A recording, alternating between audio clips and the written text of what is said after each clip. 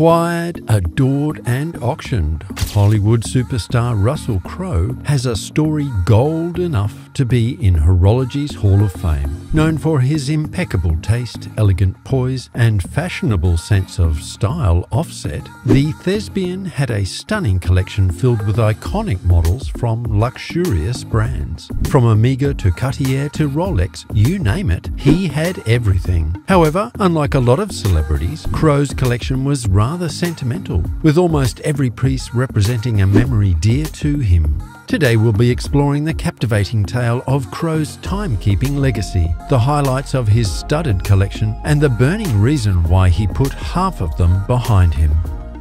A man who truly seems to understand the psychology of owning a timepiece, Russell Crowe's collection is a testament to his genuine passion for the world of luxury watches. Behind his collection lies a journey of exploration, appreciation, and acquisition of truly exceptional pieces. Over the years, the renowned actor built his savory collection. With the trajectory of his career soaring upwards with its influence and status rising as well, he began to look into the world of luxury timepieces and collect excellent models, each representing a unique moment in his life. Contrary to the majority of watch owners nowadays, Crowe's keen interest in watches wasn't just centered around the aesthetics of owning an elegant wristwatch. It's believed he also felt an admiration for the craftsmanship, attention to detail, intricate artistry, and delicate mechanics that powered his collection. Boasting a truly impressive range of models from some of the best iconic brands out there, his selective eye led him to acquire not only classic pieces,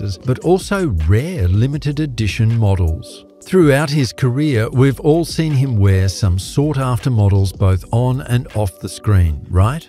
He even had to face the difficult decision to part ways with so many pieces in his cherished collection that assuredly held sentimental value to him.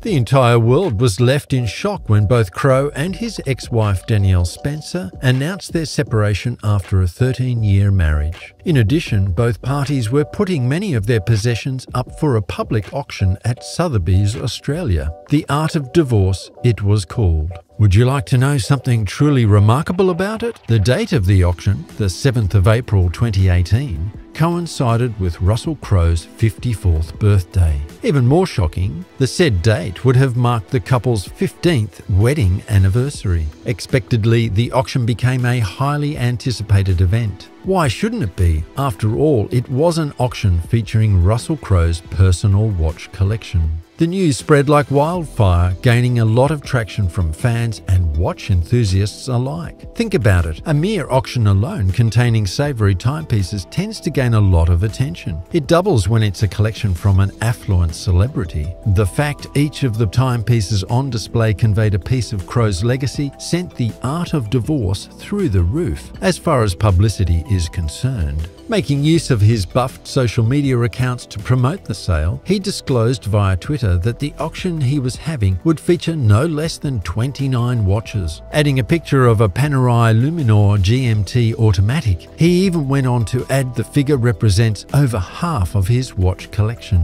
When one of his followers curiously asked if the Panerai timepiece on display was his first from the brand, Crowe gave an affirmation that it was, while still spilling the tea on how he got it. He noted that the Panerai Luminor was purchased in the city of Madrid while promoting Proof of Life. If we put things into perspective, that would mean he bought it right after his other movie Gladiator was nominated for Academy Awards. When asked by another follower about the kind of watches that would be publicly auctioned and if it would be only models from Rolex, he gave a savoury list. The brands featured in the sale included Vacheron Constantin, Chanel, IWC, Omega, Breitling, Rolex, Cartier, Panerai, and more. It was music to the ears of enthusiasts keen on taking part in the sales. However, don't take this to mean that the auction only featured timepieces from Russell Crowe though. Apart from his watch collection, the auction at Sotheby's also included magnificent collections of jewellery, decorative arts, and even Australian art. Even his fans that admire him for his career in acting and music weren't left out of the tour within his collections. There were also costumes, musical instruments, props, and even sporting mementos. In all, the auction featured up to 226 items, with sales fetching northwards of $3.7 million.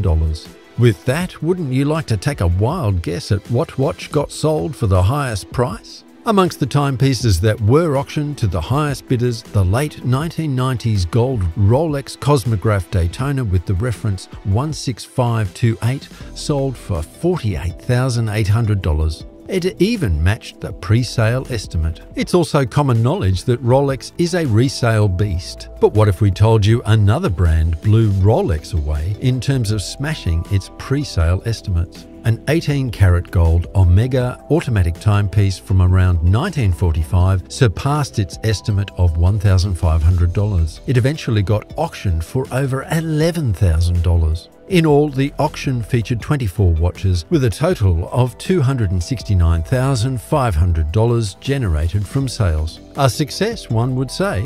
Having discussed the interlude, how about we talk about some of the auction timepieces that were more than just a mere watch? To start with, we have the Panerai Luminor GMT PAM 063 stainless steel automatic with an estimated value of around $6,000 to $9,000. Russell Crowe himself notes that the Luminor reminds him of the fond memories he created while working on the Gladiator movie. He also had a Vacheron Constantin limited edition Jubilee 1755 for sale. A piece many would argue was one of the most important watches of the day. Fun fact, this numbered limited edition timepiece was worn by Crowe in November 2005 to court after pleading guilty for assaulting a hotel clerk. The watch is so rare that even if it wasn't previously owned by Crowe, it'd easily fetch up to 5 figures in American dollars on any auction. Another timepiece that was put up for sale was an IWC Portuguesa Laureus Sport for Good Foundation stainless steel automatic chronograph that was originally estimated to be sold for around $8,000 to $12,000. The story behind this classic watch is that it was a gift to Crowe from his ex-wife. To make things more interesting, it was gifted to him shortly before they separated. Speaking of exes, the Omega Vintage Automatic we mentioned earlier was a present from Meg Ryan, former girlfriend of Mr. Crowe. The 28-karat gold snap-on case back was inscribed with the initials RJM and Hermes. Have any idea as to what the RJM initials mean? That makes 3 of us. Not even Russell Crowe knew what it meant. He openly admitted, "I don't know who the initials RJM refer to." Remember that gold Rolex Daytona Cosmograph we mentioned earlier? The yellow gold timepiece was bought to commemorate the funding of Crowe's company, Blackcourt League Investments, which bought a 75% stake in the football club Rabbitohs of the South Sydney District Rugby League. At this point, you've probably noticed all of the timepieces we've mentioned had a story behind it. That's Russell Crowe for you. He loves his pieces having a memory attached to them. Lest we forget, did you know that all the timepieces that were on sale came with a letter signed by Crowe stating his ownership?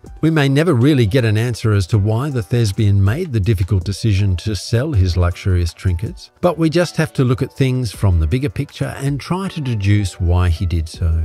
To start with, one of the primary reasons why he parted ways with his prized collection via auctioning, apart from a divorce settlement, could just be a symbolic closure. With his divorce signifying the end of a significant chapter in his life, it doesn't take much to assume he was ready to march forward into a new beginning, and thus letting go of some weights in his past. Who knows, he may have needed a means to ease his emotional tension, especially after an overwhelming experience. Secondly, he may have felt the need to downsize or trim his luxury collections, given they demand time, effort, and resources to maintain. Sharing his collection with the enthusiasts and collectors that partook in the auction ensured his sought-after watches got into fresher hands that had expectedly continued the legacy of ownership. Finally, many a time, celebrities use auctions as an opportunity to aid charitable organisations. Crowe's decision to share his collection with the public may have been fueled by a desire to either contribute to a worthy cause or donate some of the proceeds to charity. In all, though, his brilliant collection that was carefully curated over the years reflected his elegant taste and personal style. A symbolic catharsis would not only have allowed Crowe to walk into a new phase of his life, but also contribute to the society or the world of watchers and enthusiasts. We do have a question though. If you were in his legendary shoes, would you have sold half of your prized collection? Especially given the obvious sentiments attached to it?